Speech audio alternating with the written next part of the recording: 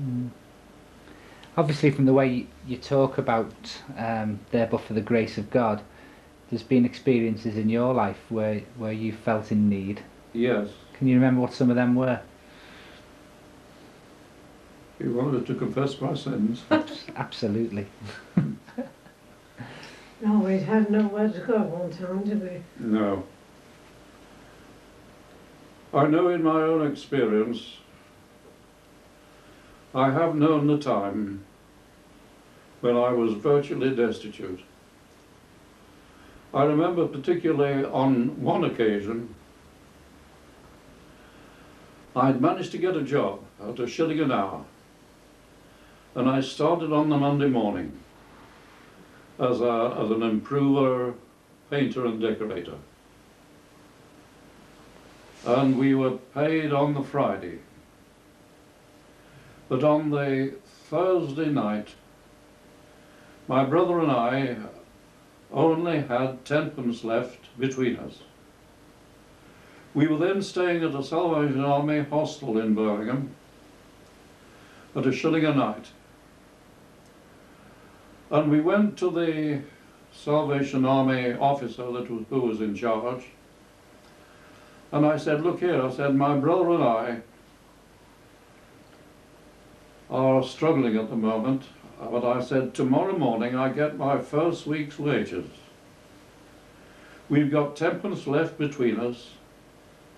Is it all right that we have the bed for this evening, and I'll pay you as soon as I get my wages tomorrow. I'll come straight here and pay you.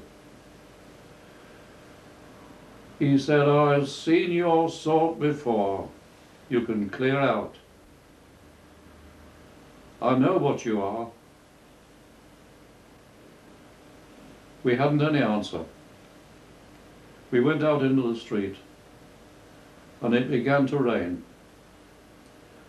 And we wandered up from the Bull Ring in Birmingham up to Snow Hill Station, my brother and I.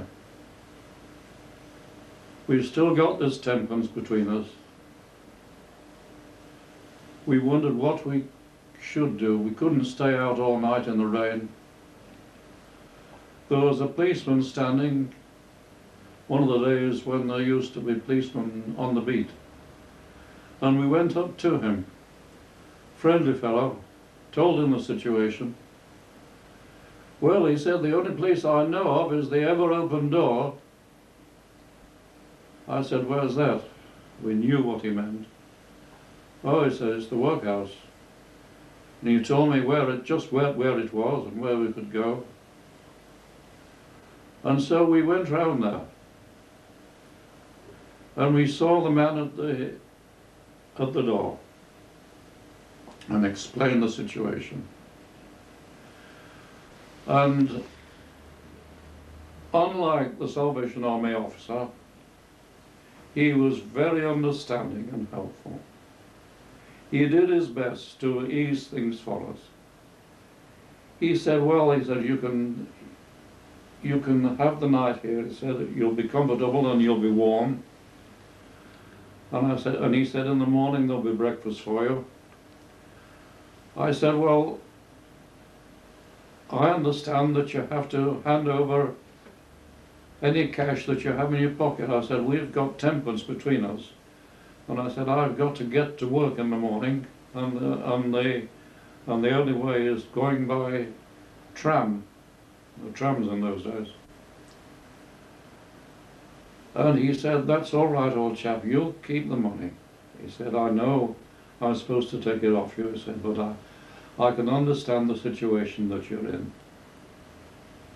And so, not to worry. So they put us up for the night. We were stripped and had a bath. And they gave us our night attire, which was just like an inverted sack with a hole at the top and holes for the arms. And I shall never forget when I looked at my brother, see him standing there. He'd had his left arm shot off on the Battle of the Ark, blown off from the shoulder, and standing there with just the stump of his arm protruding out of the sack. And I thought, this is England, my England. This is the reward for war service. But anyway, we swallowed our pride. They gave us our bunks, and we slept like a top. Got up in the morning, had our breakfast, which is porridge, and we went out with another friendly word from the chap at the gate, which I should like to have had the opportunity of thanking him for in later years. Just that friendly word in a situation like that, you've no idea what it means. And I'm sure that many of the men with whom we deal, if only they'd have had a friendly word at the right time, lives could have been changed. But we must remember never to despise the down and out, because we've been down and out ourselves. Mm.